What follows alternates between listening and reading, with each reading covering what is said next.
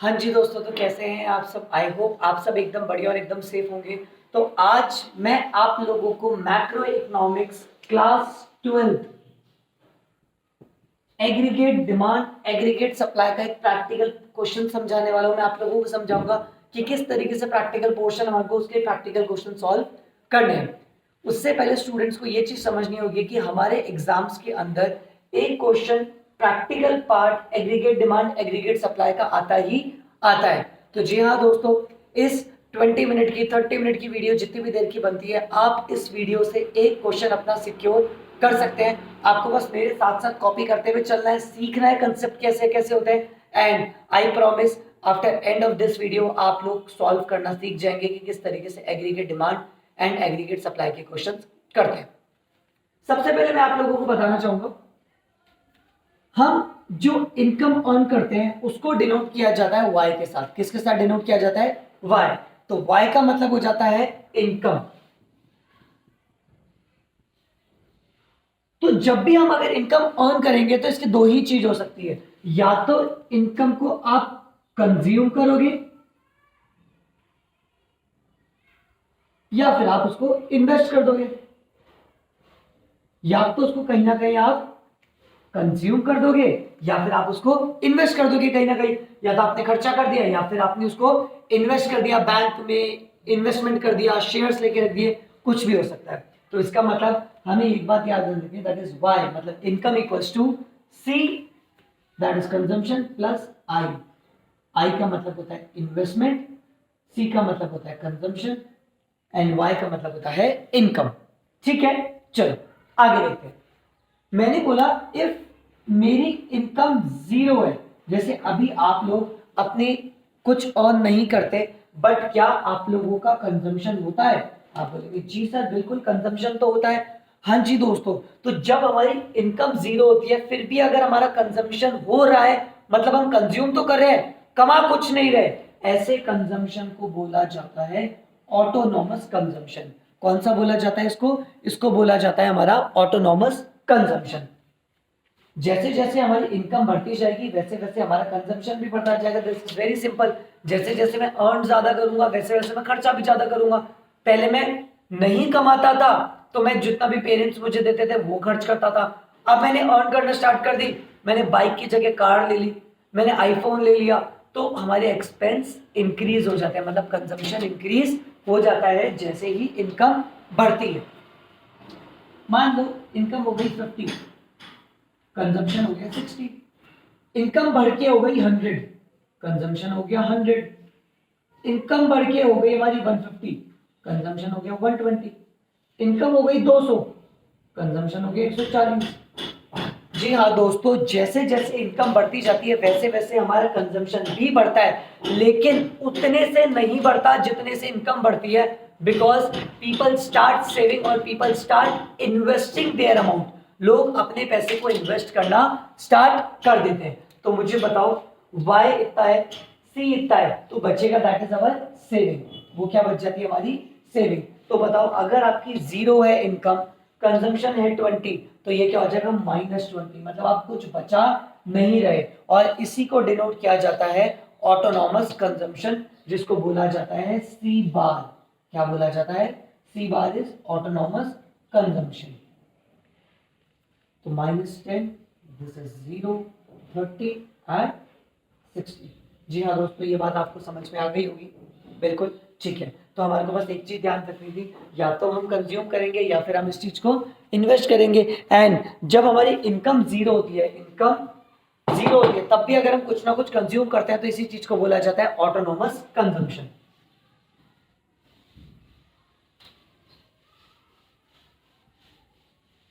सी, अब हम बात करते हैं सी फंक्शन की। किसकी बात करते हैं? सी फंक्शन।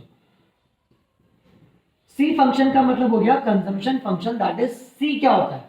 तो मुझे बताओ, अगर कोई मुझसे मेरा कंजम्पशन पूछेगा तो मुझे बताओ, बस सिंपल सी बात, जैसे जैसे मेरी इनकम बढ़ेगी क्या वैसे वैसे मेरा कंजम्पशन बढ़ेगा?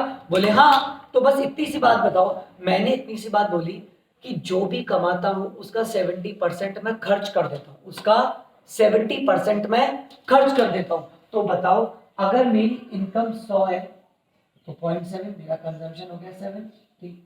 अगर इनकम हुई 200, 0.7 दैट इज इक्वल्स टू 140। अगर 1000 है तो into 0.7 that is equals to 700। 2000 है 0.7 दैट इज इक्वल्स टू 1400। मतलब जैसे जैसे मेरी इनकम बढ़ेगी वैसे वैसे मेरा कंजम्पशन बढ़ेगा। अब डिपेंड कि मैं कितना परसेंट खर्च करता हूं, इसी चीज को बोला जाता है मेरा MPC, marginal propensity to consume. क्या बोला जाता है इसको? हमारा मार्जिनल प्रोपेंसिटी टू कंज्यूम। इसका फॉर्मूला होता है change in consumption upon change in income. मतलब मेरी इनकम कितने से चेंज हो रही है जिस वजह से मेरा कंजम्पशन भी चेंज हो रहा है। मतलब समझो मेरी इनकम हुई 100, एक्सपेंस था 70, खर्चा। इनकम हुई 200, खर्चा हो गया 140। तो इनकम बढ़ी 100 से, खर्चा बढ़ा 70 से। तो मतलब मेरा 70% कहाँ चला जाता है? खर्चे में। इसी को बोला जाता है MPC, marginal propensity to consume. Change in consumption 70, change in income that is 0.7। तो मुझे बताओ क्या इट इज पॉसिबल कि मेरा कंजम्पशन भी बढ़ जाए और इनकम मतलब मेरी सेविंग्स भी बढ़ जाए? देखो जरा, अगर मेरे पास 100 रुपए है, इसमें से अगर मैंने 60 रुपए खर्च कर दिए तो बताओ सेव कितने किए? राइट आंसर सही बोला आप सबने, दैट इज 40। मुझे बताओ अगर मेरा खर्चा 70 है तो सेविंग 30, 80 है तो 20। अब मुझे बताओ अगर मुझे सेविंग बढ़ानी है तो क्या करना पड़ेगा? सर आपको एक्सपेंस कम करना पड़ेगा। अगर इसको 60 करना है तो इसको 40। क्या ऐसा पॉसिबल है मैं दोनों को ही बढ़ा दूं? नहीं sir, it is not possible. ध्यान से सुनना, अगर हमारा कंजम्पशन 0.7 है तो मेरी सेविंग होगी 0.3। इसी को बोला जाता है MPS। MPS, marginal propensity to save, that is delta S upon delta Y।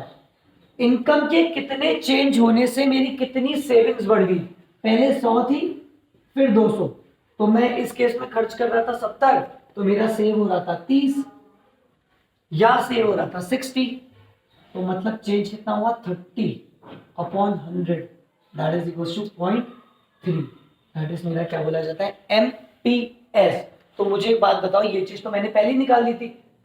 अगर मेरा कंजम्पशन 0.7 है तो सेविंग्स कितनी होगी? 0.3। ये 0.8 तो ये 0.2, ये 0.9 तो ये 0.1। इन सिंपल वर्ड मैंने एक चीज निकाली जिसको मैं बोल सकता हूं मेरा MPC plus MPS equals to 1, है ना? हाँ sir, MPC equals to 1 minus MPS, है ना? हाँ सर।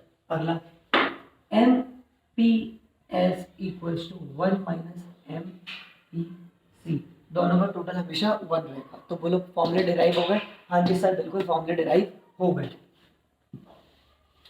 मैं आप लोगों से पूछ रहा था मेरा कंजम्पशन क्या होता है, मतलब कंजम्पशन फंक्शन। तो मुझे बताओ क्या जब भी मैं कंज्यूम करूंगा, चाहे मेरी इनकम हो या मेरी इनकम नहीं हो, क्या मेरा कुछ ना कुछ कंजम्पशन तो होगा ही होगा? क्या मेरा थोड़ा बहुत तो कंजम्पशन होगा या नहीं होगा? आप बोलोगे बिल्कुल, उसी को बोला जाता है C बार प्लस जो भी हमारा चेंजेस आ रहे हैं, जो भी हमारे चेंजेस आ रहे हैं इनकम के बढ़ने से, उसको क्या बोला जाता है? MPC, और ब्रैकेट में आता है 1। मतलब कितने से इनकम बढ़ी? मतलब 70%, और दिस इज मिनिमम कंजम्पशन। तो C का फंक्शन बना C बार प्लस MPC Y। MPC का मतलब था मार्जिनल प्रोपेंसिटी टू कंज्यूम। 100 कमा रहा हूं, 70 खर्च कर रहा हूं, 5 तो बेसिक खर्च होते ही होते मिनिमम, तो टोटल खर्चा हो गया 75। 80% खर्च करता हूं तो 100 कमाया इंटू 0.8 दैट इज 80 प्लस 5 85। 50% खर्च करता हूं तो 100 कमाता हूं, 50% खर्च मतलब 50 प्लस बेसिक कंजम्पशन 5, मतलब टोटल कंजम्पशन इज 55। बात समझ में क्लियर? ये जो हमारा MPC है ना, इसको प्यार से B बोला जाता है। क्या बोला जाता है? B। तो फॉर्मूला बनता है C is equal to C बार, मतलब मिनिमम कंजम्पशन जो होगा ही होगा, प्लस B और उसको बोला जाता है Y। बात समझ में आई? जी सर, बात समझ में आ चुकी है। अब ध्यान से सुनो, जैसे हमारा कंजम्पशन फंक्शन होता है वैसे ही हमारा कौन सा होता है, सेविंग फंक्शन। कौन सा होता है? Saving function. तो अगर मुझे सेविंग निकालनी है तो क्या करना होगा सर? ये देख लो कि कितनी इनकम बढ़ती है तो कितना सेव करते हैं, मतलब एमपीएस। बिल्कुल सही बोला आपने। तो S equals to savings equals to, मुझे बताओ अगर मेरा कंजम्पशन होगा, अगर मेरा कंजम्पशन होगा तो क्या मेरी सेविंग्स कम होगी नहीं होगी? यस सर, सेविंग्स कम होगी। और ये ऐसा कंजम्पशन है जो हमेशा होगा ही होगा। तो S equals to minus C बार। क्यों सर? क्योंकि ये आपकी सेविंग्स को कम करता है और ये होगा ही होगा, प्लस एमपीएस वाई।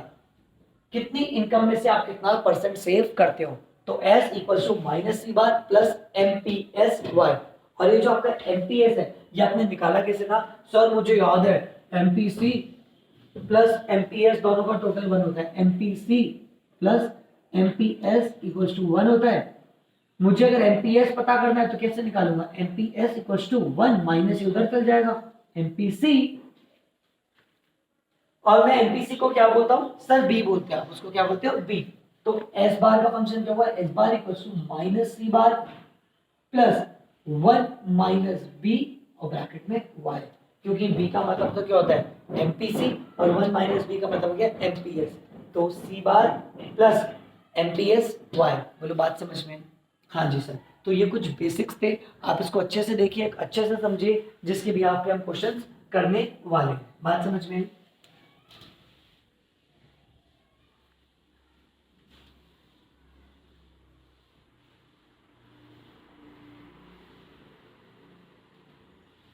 अब ध्यान से सुनो, अगर मेरी इकोनॉमी इक्विलिब्रियम पे है, मेरी इकोनॉमी इक्विलिब्रियम पे है, काय पे है? मेरी इकोनॉमी इक्विलिब्रियम पे है। तो मेरी इकोनॉमी इक्विलिब्रियम पे होती है जब AD इक्वल्स टू AS होता है। AD equals to AS। और AD का भी अभी हमने मतलब पढ़ा। AD का मतलब होता है that is aggregate demand. Aggregate demand, ध्यान से सुनना।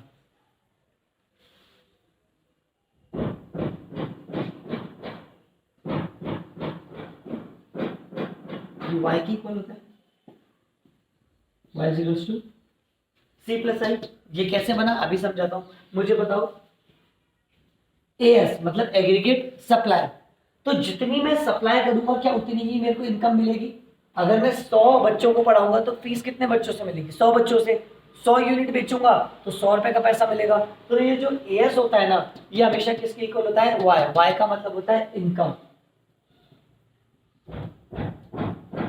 तो AS AD के इक्वल है। हाँ सर। तो AS को क्या बोला जाता है? Y। तो इस डिराइव किया, ध्यान से सुनो, एट इक्विलिब्रियम पॉइंट AD किसके इक्वल होता है? AS के। और AS को हम क्या बोलते हैं? Y। तो AD इक्वल्स टू Y। और अभी पिछले चीज में हमने सीखा था AD का मतलब होता है या तो सॉरी Y का मतलब होता है या तो कंज्यूम करेगा या फिर इन्वेस्ट करेगा। तो AD is equals to C plus I. AD equals to star mark बना लो, वेरी इंपॉर्टेंट थिंग, इसको आपको बात समझना पड़ेगा कि AD equals to C plus I कैसे होता है। AD किसके इक्वल होता है? AS के एट इक्विलिब्रियम। AS को हम बोलते हैं Y। तो AS की जगह मैंने पुट कर दिया Y, और Y का मतलब होता है C प्लस आई। पढ़ा था ना भी हमने, C या तो कंज्यूम करेगा या फिर इन्वेस्ट करेगा। बोलो बात समझ में? हाँ जी सर, बात समझ में आ चुकी है। ठीक है, आई डोंट थिंक आपको भी यहाँ पे भी कोई प्रॉब्लम होगी। करते हैं, अब हम ट्राई करते हैं कोई क्वेश्चन सॉल्व करने का। अब आप भी देखो मेरे साथ साथ क्या आपको क्वेश्चन आते हैं। मैं आपको CBSE के कुछ क्वेश्चंस करवाता हूँ, देख सकते हैं आप। ये CBSE के कुछ क्वेश्चंस हैं जो मैं आप लोगों को सॉल्व करवाने वाला हूँ। अब आप भी देख लीजिए कि क्या आपसे क्वेश्चन हो पा रहे हैं या नहीं। And economy is in equilibrium, economy काय में है? इक्विलिब्रियम में। Find autonomous consumption from the following. Autonomous consumption का मतलब होता है C बार। ऑटोनॉमस कंजम्पशन का मतलब क्या होता है? C बार। और C बार का मतलब क्या हो गया? अभी अभी हमने पढ़ा कि जो मिनिमम कंजम्पशन चाहिए होता है। हमारे को क्वेश्चन में क्या गिवन है? National income. नेशनल इनकम हमारे को क्वेश्चन में क्या गिवन है, नेशनल इनकम, और नेशनल इनकम का मतलब क्या होता है, वाई। अरे इनकम का मतलब क्या होता है, वाई, और वाई आपको क्वेश्चन के अंदर कितनी गिवन है, 1000। कितनी गिवन है, 1000। ठीक है, आगे ध्यान से देखो, हमारे को क्वेश्चन के अंदर गिवन है एमपीसी। क्या गिवन है, एमपीसी क्या था, मार्जिनल प्रोपेंसिटी टू कंज्यूम। अच्छा दोस्तों जल्दी से बता दो, अगर एमपीसी 0.8 गिवन है तो मेरा एमपीएस कितना हो जाएगा, जी हाँ बिल्कुल सही, एमपीएस विल बी 0.2, क्योंकि सर इन दोनों का टोटल तो 1 होता है ना। आगे देखते हैं क्या बोलता है, इन्वेस्टमेंट इज 1000, आई दे रखा है हमारे को कितना, 1000, और हमें निकालना क्या है, सी बार। 4 नंबर का क्वेश्चन है और ये आपको क्वेश्चन गिवन है। जी हाँ दोस्तों, बड़े ही आसानी से हो जाएगा। देखो क्या अभी अभी हमने क्वेश्चन पढ़ा था कि y equals to C plus I होता है। हाँ सर पढ़ा था ना, आप सबने पढ़ा था, हाँ जी सर। बस यही फॉर्मूला पुट करना है हमें। क्या आपको नेशनल इनकम की y गिवन है, दैट इज 1000 इक्वल्स टू, कहीं पे आपको c गिवन है क्या, नहीं c नहीं गिवन, लेकिन मुझे c का फॉर्मूला तो याद है। c का मतलब होता है c बार प्लस बी वाई, सी बार प्लस बी वाई। तो मैं c की जगह क्या पुट कर दूंगा, मेरा फॉर्मूला क्या होता है, y पुट कर दिया, c की जगह मैं पुट करूंगा फॉर्मूला c बार प्लस बी वाई। तो c बार प्लस, क्या आपको b गिवन है, हाँ सर b का मतलब होता है एमपीसी, तो मेरा एमपीसी गिवन है 0.8, और y का मतलब हो गया मेरा इनकम इज 1000, c प्लस आई, और i आपको कितना दे रखा है, 1000। सॉल्व करते हैं इसको, इधर देखो 1000 एज इट इज, i आपको गिवन है 100, सॉरी सॉरी सॉरी, i आपको गिवन है 100, तो ये 100 उधर आके क्या हो जाएगा, नेगेटिव। अरे ये 100 है ना, उधर आके क्या हो जाएगा, नेगेटिव। तो आपके पास कितना बच जाएगा,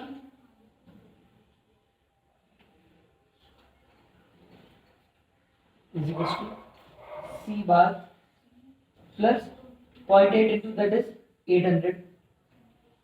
और अगर मैंने सी बार निकालना है तो C bar equals to 900 as it is, और ये 800 उधर जाके क्या हो जाएगा, माइनस का, तो मेरा कितना आ गया, 100। हाँ जी दोस्तों, 4 नंबर का आसान सा क्वेश्चन था, क्या आप लोगों को समझ में आया, हाँ सर ये तो बड़ी ही आसानी से हो गया। क्या आप एक और क्वेश्चन करवाएंगे, बिल्कुल अपन एक और क्वेश्चन करके देखते हैं।